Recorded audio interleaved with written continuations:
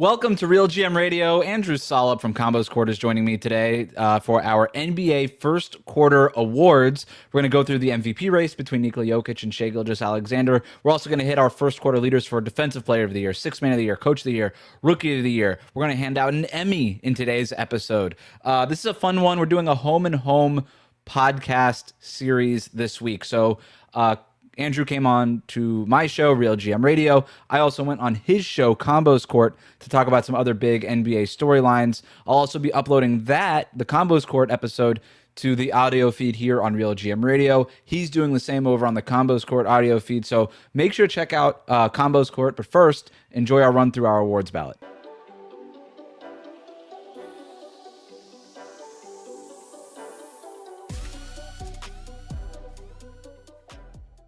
All right, Andrew Salop from Combos Court here, joining me on RealGM Radio. We've got some quarter of the season awards that we want to jump through. Man, this one is not easy. I kind of love doing this exercise because it's a nice snapshot as we get to like 20-plus-ish games, 7 weeks into the season, of what's been going on. It's been a surprising year. Been really some high-level team, high-level basketball being played so far this season. But man, thanks for coming on the show. Let's jump right in. MVP. I want to start at the very top of this thing with the headliner award here. I'm not going to save best for last. To me, it's a two-man race between Nikola Jokic and Shai Gilgeous-Alexander. Would you agree? No. Okay. It's a one-man race with Jokic. I mean, he's leading everybody in rebounds. He's leading everybody in assists. And on top of all that, he's averaging a triple-double and shooting close to 70% from the field, 44% on catch-and-shoot threes, when that was probably his only weakness 2 years ago. I mean, I told you this on my show. When I watched Nikola Jokic play in Paris, all I could think was, this is the best basketball player with my two eyes. And with that said, I've seen Jordan play. So that's how highly I think of Jokic. And I think he's clearly the MVP, because I think sometimes we put a little too much stock on team success when we're talking about individual accolades. I mean, Jokic might be the most valuable player ever, and he does it every single year, and he's still getting better. It's crazy to think that he had the best year of his career last year and did not win the MVP. And it was only because Shai Gilgeous-Alexander also had one of the greatest seasons we've ever seen. And the way that I think about it, it's what we're seeing between Shai and Jokic right now. And why I do think it's a two-man race is we're just seeing two all-timers put together some of their all-time best seasons at the same time. It would be like watching Michael Jordan at his best versus LeBron James at his best. Now, that's a little hyperbolic because Jokic and Shai have not hit the LeBron and Michael Jordan tier yet. It's only hyperbolic. I do think it's a little hyperbolic when it comes to SGA, but it only is because of the resume of those two is so much better, not because of the actual basketball player, you know? Great point. Totally. Yeah. And it's the other way that I kind of framed it before. It's like listening to Michael Jackson's Thriller and then somebody asking you after the third track, hey, is this the greatest album you ever listened to? And you're like, I haven't even finished it yet. I don't know. Like, you're asking me to put this in historic context, and it's happening in front of me. I'm still on my first listen. True. And but to your point with what Jokic is doing, it's just amazing. Like, we're not that far removed from Russell Westbrook averaging a triple-double and just being like, oh my God, I've never seen anything. Like, how could you do anything? And it has to be Westbrook, even though they were the 6th seed in the West that year and all these things. And Jokic is averaging a triple-double, and it doesn't even feel like he's trying. Did Westbrook mess up the triple-double? Like, did he, forever now we don't put that much value on it? Yes. I think that's exactly right. I think that's totally true. Because we went so over the top that now we're almost, overcompensating by going the other way. But here's Jokic's season would stack up with some of the best seasons we've ever seen from centers of all time. You already mentioned some of the stats there, right? He's averaging 29 points per game on 62% shooting. And he's not like a lob threat, rim running guy. He's doing everything, you know? It's crazy. He's taking a ton of threes. He's taking he's taking quite a bit of mid-range shots that are challenging. For Shaquille O'Neal's best season, 1994, 29 points, 59.9% shooting. Kareem Abdul-Jabbar, his best season, 1971, 31.7 points per game, 57.7% shooting. Jokic isn't averaging as many points as Shaq as Kareem, but he's lapping them in efficiency, and he's added the three-point shot to the mix too, to your point, that pull-up three, the catch-and-shoot three, all that stuff. His true shooting percentage, 72.8%. Nobody comes close to that. Shaq is at 60.5% in his best season. Kareem is at 60.6% in his best season. This is like the 4-minute mile for what centers are doing. I don't think we've ever seen somebody this efficient, this in control of the game. And yet, man, I don't know that he'd get my vote for MVP. I Oh still my might go God, Shea. Wes. Oh my God, why? I mean, like, okay, I get it. Shea got even better. He's shooting 50, 40, 90. He has all his captions about how he's not playing in the fourth. We get it. But tell me why. Why is he more valuable than Jokic? Well, first of all, if we want to just go by valuable stats, like his EPM is higher than Jokic's. SGA, the Thunder are better on the floor. The Thunder are better with SGA on the floor than the Nuggets are with Jokic on the floor. And now some of that, there's obviously very noisy. The Thunder roster is amazing, and the guys that SGA plays with are way better than the guys that Jokic plays with, especially with some of the injuries. And by the way, it's scary to think about what the Nuggets would be right now if not for Jokic, with injuries to Aaron Gordon, Christian Brown, and now potentially Jamal Murray. Yeah, it's crazy. It's absolutely crazy. But of all that, like the historical stats I just gave you for Jokic, Shea's doing the same thing. If Jokic is having one of the greatest scoring seasons for a center, Shea's having one of the greatest scoring seasons for a guard. 32.5 points per game on 67.4 true shooting percentage. It's better than Michael Jordan. It's better than Steph. It's better than Kobe. It's better than Harden. It's better than all of their best years. He's scoring more and scoring more efficiently than all of those guys, while also upping the ante in playmaking. He's averaging more assists than anybody other than Michael Jordan and James Harden in their top scoring season, and way fewer turnovers. He's a pillar of scoring and efficiency. So this is the question I want to throw to you. In terms of valuable, because you brought that up, I think we tend to associate what Jokic does with value. Makes your teammates better. When he's off the floor, it's a disaster. When he's on the floor, you're a top 5, blah, blah, blah, and all this stuff. Isn't there also value, though, in what Shea does, where it's, hey, give me the rock. I'll just handle it on offense. Don't worry. I got it.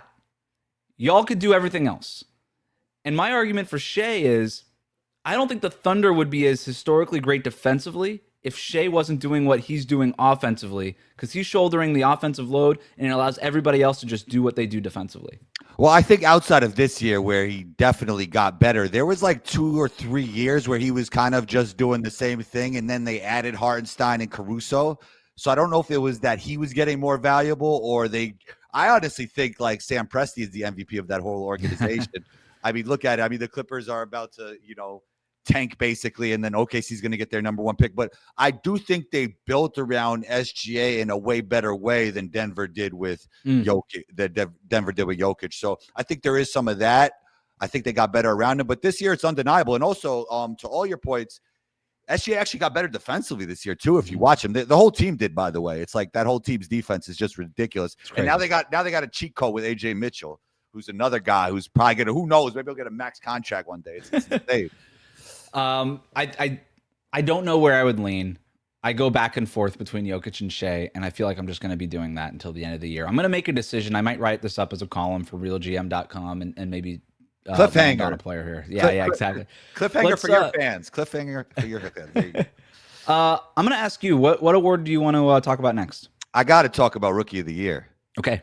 Because I had Concanoopel before the season. I think I was the only one. I told Coach Nick at Vegas, it's documented, it's on wax, that Concanoopel was Klay Thompson with a better layup package. And people thought I was crazy. And that's exactly what he's been. The shooting's been amazing. He could score on 3 levels. He's really smart. He's been the most consistent all-star. Now Cooper's starting to trend upwards. VJ might even have a higher ceiling. But Concanoopel is definitely going to be the Rookie of the Year, leading all rookies in scoring, and he's playing great. What are your thoughts on that award? Yep. Yeah. Easy. 18.3 points per game on 46.5% shooting, 41.5% from three-point range on real NBA volume, more than 8.5 three-point attempts per game. He's dishing it out. He's rebounding. Defensively, he's not a complete minus. Now, there's always those rookie lapses, and there's just some of those Charlotte Hornets-related lapses where you're like, is it your fault, or was it kind of the Hornets? Was it the guy behind you's fault? Was it the guy in front of you's fault? There's some of that stuff, but he's been amazing. Like, he's like one of these rookies, and there's this rookie class is so good where you watch some of these guys and you're like, oh, this is just a good player now. This is not a good rookie. This is just a good NBA player right now. And that's exactly what I thought he was going to be. That's why I had him as Rookie of the Year. Like, I thought like Cooper has the higher ceiling before the season. I wouldn't think that Khan did, but I knew that Khan just being NBA ready, there'd be a great chance that he'd win that award. So Yep. and that's what he's been. Yeah, honorable mentions. I mean, Cooper Flag has been a lot better lately after a rough start. Injuries to the Mavericks, I think, have helped. Kind of injuries to certain players kind of space the floor a little bit more for him, and he's kind of getting to his spots a little bit easier. Jeremiah Fierce has had his moments for the Pelicans, but VJ Edgecombe might be my favorite rookie. That's another one of those guys who just walked onto the court and you're like, oh, that guy just knows how to play basketball. High feel for the game. His cutting is on another level. His athleticism is obviously the selling point with him, but he's just a really smart player, and I don't know that he got enough credit for that during the scouting process, the draft process. He's just a guy who walks in and he's like, okay, Maxey, he's got it going. All right, I'll cut off of Maxey. Oh, like Maxey's off the floor for whatever reason, or okay, I can kind of shoulder the scoring right now. I could dish it to other guys, right? I'm averaging 4.1 assists if I'm VJ Edgecombe. Not a lot of turnovers. He's been a plus for that Philadelphia team. I think he's been awesome. Now he's obviously dealing with some injuries here. Knipple has not. So I think that is part of the reason why you give Con the edge here, but Edgecombe's been awesome.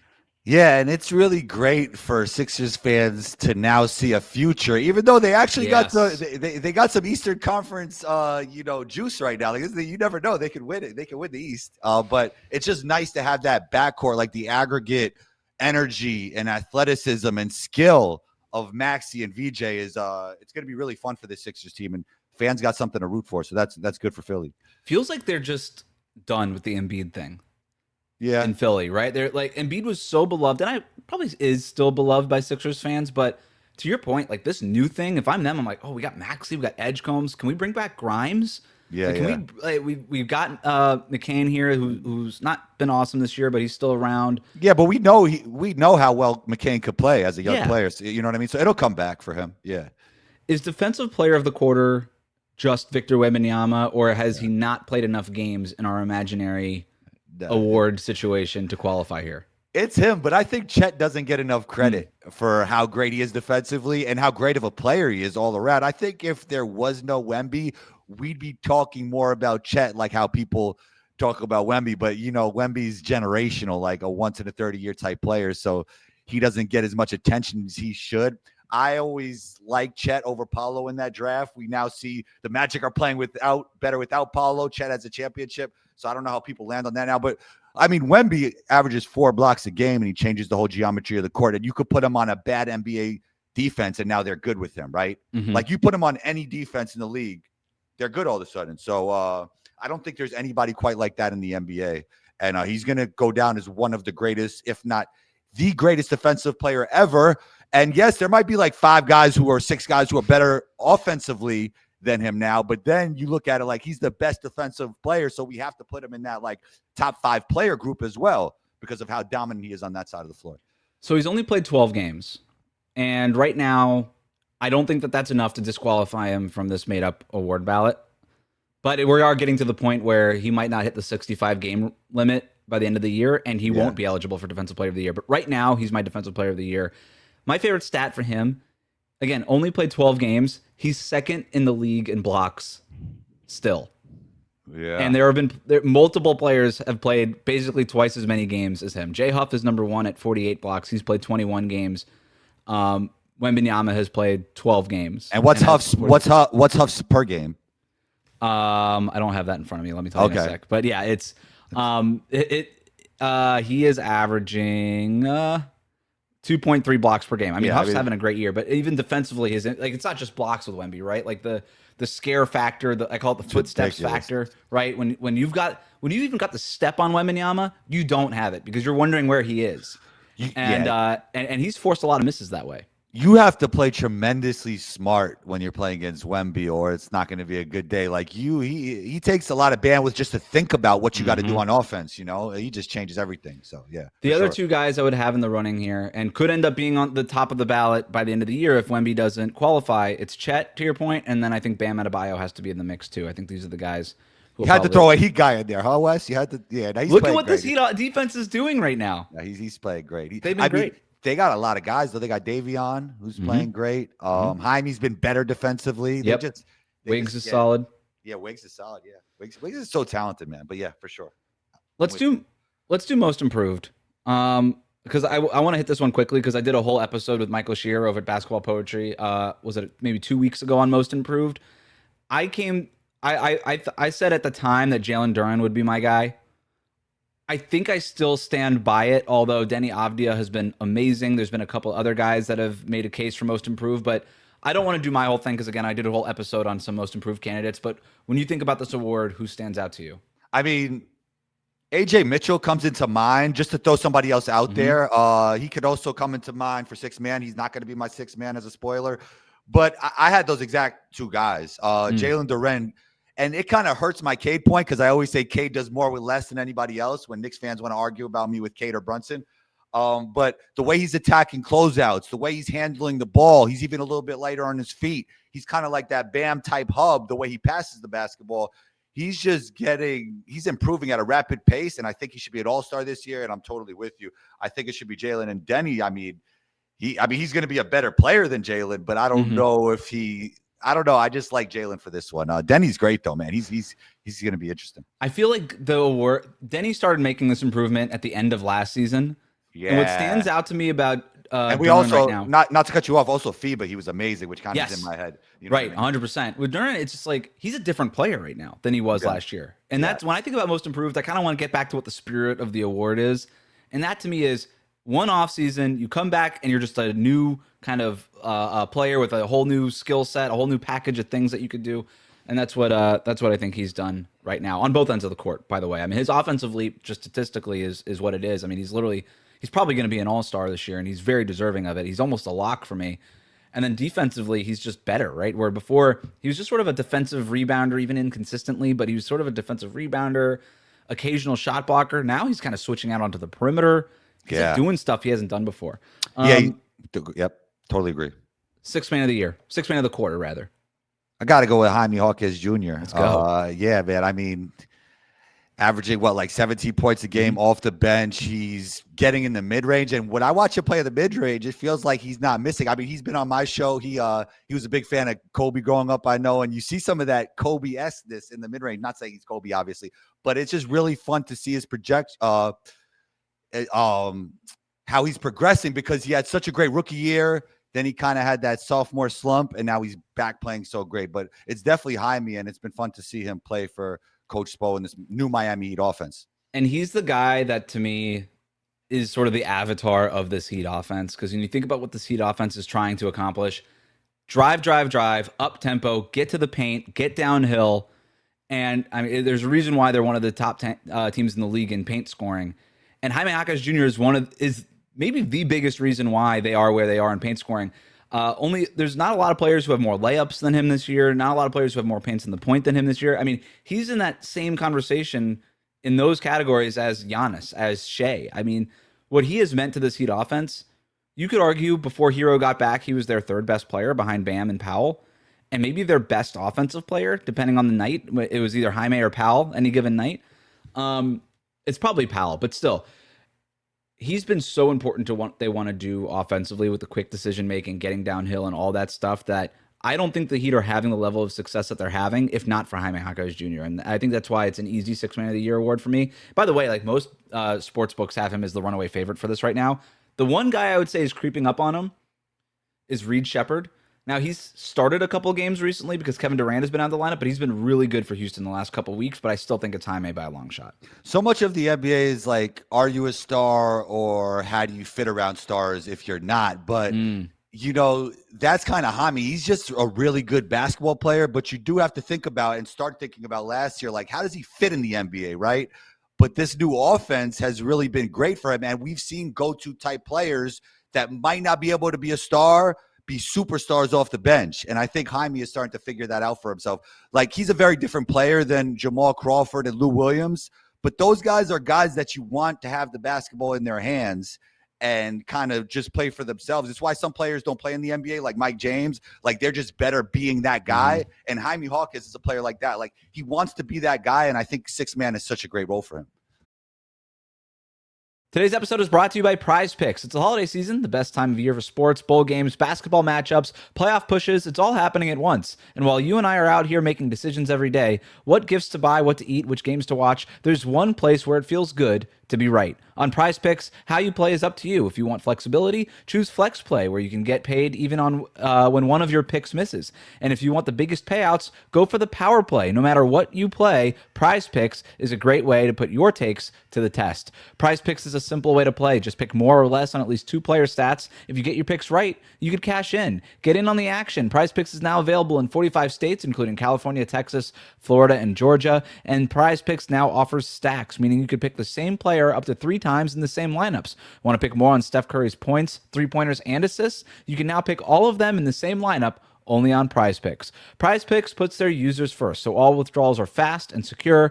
Prize Picks accepts most major payment methods, making deposits into your account quick and easy this sports season. So join millions of users and sign up for America's #1 fantasy sports app. Download the Prize Picks app today. Use the code CLNS to get $50 in lineups after you play your first $5 lineup. That's code CLNS to get $50 in lineups after you play your first $5 lineup. Prize Picks. It's good to be right. Coach of the year. Sorry, I keep doing this. Coach of the quarter. Coach of the quarter. Easy, Spo. I mean, if there's an honorable mention, if there's a ballot, who else is on the ballot for you? Bickerstaff for sure. Yeah. I mean, what he's been able to do. Obviously, I like to put all the load on Cade just for like all my Cade arguments, but I mean, he's been absolutely phenomenal. We saw that team lost 26 games in a row, or was it 29 games in a row not too long ago? And to see where they are now, I always knew Cade was great, but just to put in a system that really accentuates what Cade does has been amazing. And the vibes are amazing there. He's definitely in the mix, but what Spo did was just so unique. He just looked at his roster and he just totally played in a different way than every other team in the NBA. I know we saw Memphis do it, but it didn't work there. So they didn't really do it, but it's crazy. Everybody's talking about the no ball screens, but it's been amazing to see him just like change his whole offense and just talk about doing more with less. I mean, that's what Spo does. Yeah, I mean, he took a look at this roster and said, how can I maximize it? And he saw what did not work in Memphis, saw that trash, made it his treasure, and was like, yep, we're going to do this. We're going to do this here, and it's going to work for us. The foresight, the creativity to think about that, to completely take the Jimmy Butler era offense, crumble it up, throw it in the recycling bin, and start from scratch is, I think, the lack of ego is what stands out to me, because you have coaches who want to coach their kind of teams, that want to play the kind of way that they want to play. They have systems. You think about a guy like Mike D'Antoni. He's just like, he believes in the system more than anything else, and he's had a ton of success, right? But he's never hit that level that Eric Spoelstra has hit. Spo's just operating at a different level as a coach, I think, than a lot of other coaches, where he wants to maximize the roster that's in front of him. And who knows? Like, I love the idea that this would be the system going forward in Miami for a while, if this is the kind of core group that you have. And I would love the idea, if they do make additions, to make additions that fit this system. But we've already seen it with Spo. He could say, like, hey, we've got this new player here. It doesn't make sense to play this way. I'm going to switch it up again. And I think that's just it. To be able to do that, to have that kind of flexibility as a coach, is so underrated. Yeah, and I think they're taking a little bit of what the Pacers did last year, just playing faster than everybody else. There's some of that as well. And shouts to Rick Carlisle. I mean, they're not doing well, but I don't care how many losses he got this season. He's one of the best coaches in the league as well. So, yeah, I think when you give the league a unique look and you do it well, it gives you a tremendous advantage, even if your roster is not as good. And we're already starting to see him add some wrinkles as teams scout it, right? We've seen teams play more zone against the Heat, and then that slowed them down a little bit. Tyler Hero coming back obviously helped, because you have a zone buster there with the 3-point shot and the floater that he has. But they'll even throw in like a pick and roll every once in a while. Right. Just to kind of throw you off guard. I can't remember what game it was. It was about a week ago. First play of the game, they called the Wiggins-Bam pick and roll. And the opposing defense was like, oh my God, this is the last thing we expected to happen. And they scored off of it with a wide open layup for Wiggs. And Spo's, like, again, there's no ego here. He's not like, hey, look, I proved that ball screens don't matter. He's like, no, every once in a while, I'm going to use a ball screen because I think I'm going to catch you by surprise with the thing that's been the most predictable offense in the league over the last half decade plus, which is the pick and roll, right? Every defense has its own pick and roll based coverage, to the point where we talk about defenses in how they guard the pick and roll, right? Are you a drop defense? Are you a show defense? Are you a blitz defense? Like, that's all pick and roll coverage language. And that's how we talk about defenses now. And now these defenses are just scrambled and have no idea how to guard this Heat offense. And then once he feels like they have it figured out, he'll like, oh, here's a pick and roll. This is the one that when you least expect it. It's really interesting. Was it a gift in disguise not having Tyler there early in the season because they were able to play more kind of like let more downhill, less pick and roll, and like it's not because it's not really Tyler's game. Obviously, he could do it, but what are your thoughts on that? I think it's interesting. So they obviously were installing this in training camp, and then Hero had the foot surgery before training camp, so he never got a chance to even play in this in preseason. Right. I think it was a little bit of gift. So it gave guys like Powell and Jaquez space to embrace this offense and find their spot in it. And Hero has been good since he's come back. It's been a little bit of a learning curve, but I think that's expected with a brand new offense that he's again wasn't even on the court for the installation of the offense in training camp. So there's been a little bit of a learning curve, but yeah, I do think that it was almost a little bit of a blessing in disguise for everybody else to have that opportunity to kind of grow into the offense and then kind of add Hero on top of it. Blessing in disguise. That's what I want to say. Not gifted disguise. What's a gifted disguise? I don't even. It's know like what. what's that white elephant? It's a gift in disguise. It's a white elephant. Quick shout out to some of the other coaches. You mentioned Bickerstaff, amazing job with Detroit. I think what Darko Rajakovic has done in Toronto has been phenomenal. Getting those pieces to win games. Like there's talent on that roster in Toronto, but I don't know that anybody thinks that those pieces fit together in any way. But he's got them playing fast, making quick decisions. They're good on both ends of the court. I think he's been doing a really good job, and I think you've got to add Mark Daigneault to this list. Yeah, I mean, the Thunder are 20-1. He's in here by default. Plus, he's also a really good coach. Ime Udoka has been doing a good job. What Joe Mazzulla has done with Boston, figuring out how to win games there, deserves at least a shout out. But to me, it's Spo going away so far. Yeah, agree. Two more categories before I let you go here. Team of the quarter. And I told you in the email, like, just we can have fun with this one, but it might be as simple as the Thunder are the best team in the league and they just get this award. Yeah, I'll go with Detroit because nobody had them winning the East. With the, I wouldn't call it emergence of Cade Cunningham. I've been high on Cade for a while, but just the emergence of Jalen Duren for sure. And then we talk about how great of a coach Bickerstaff is. Also, they lost like 3 really good players with Schroeder, Beasley, Tim Hardaway Jr.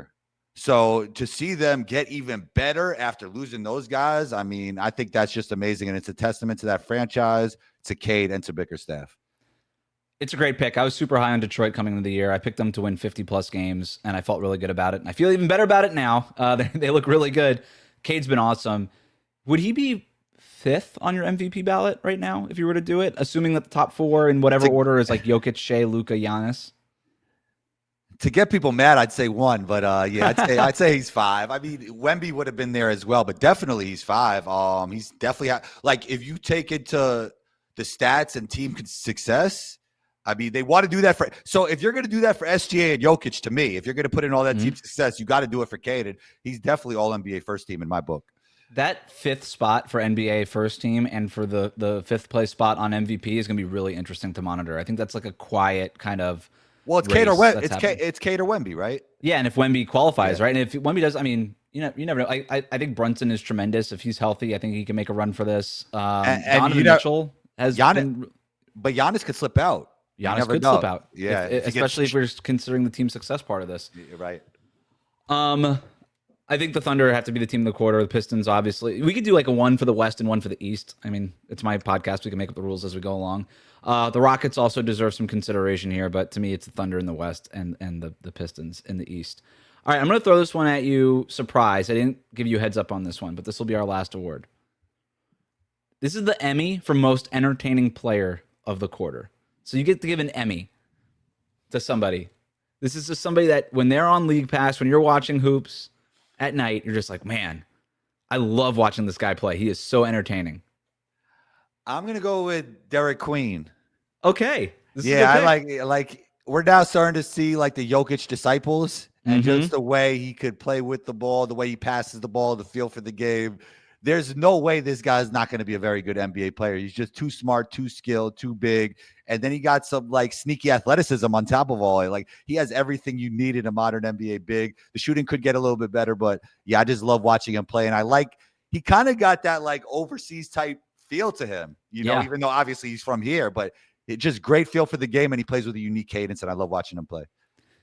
It's a great pick. He's doing that thing that you just see from these like super skilled bigs Yeah. earlier in their careers where they just like they'll make a play or two over the course of the game. And you're just like, whoa, I did not see that one coming. How did you even see that or do that or whatever? Yeah. And he's been really good for them. Now, the Pelicans are playing him and Zion in the front court together now that Zion's healthy. What's going on? What's going on with Zion? What's up with him? What's going on with him?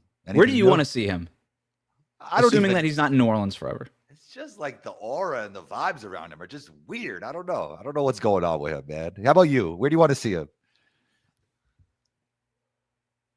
I don't know. I don't know if this is my answer, but imagine Zion in this Heat offense. I knew you were going to say that. I knew you were going to say that. That's hilarious. Yeah, him going downhill. That'd be interesting. Like, would you trade Jaime for him? No. Wait, you wouldn't trade Jaime Hawkins for Zion? Straight up. Nope. That's kind of.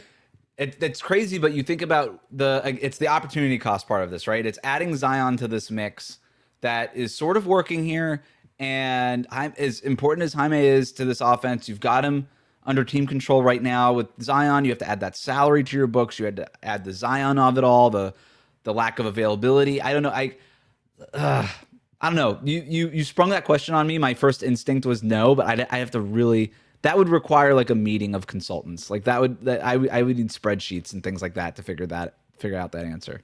Where Miami really messed up, I'll tell you. Even though they're playing great this year, they should have got Harden during the Jimmy Butler era. Yeah, you and I are on the same page on that. You are preaching to the choir. The year that you're talking about when Harden got traded to the Clippers for basically nothing. Yeah. They messed that up. I think if they had traded for Harden, we're talking about potentially at least another finals run, potentially a championship. Because think about, I mean, the offense would look totally different, but Spo would have figured it all out with Harden. I mean, that guy's just so talented, and just their IQ together, like him and Spo, is just like it'd be phenomenal.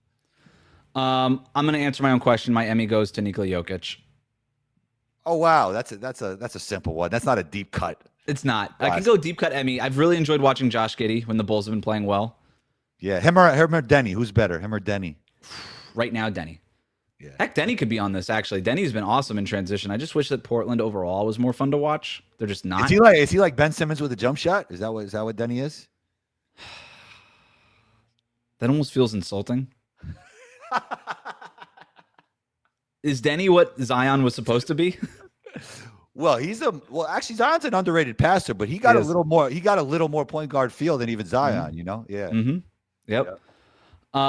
Let the people know where they can find you, what you got going on before you get out of here.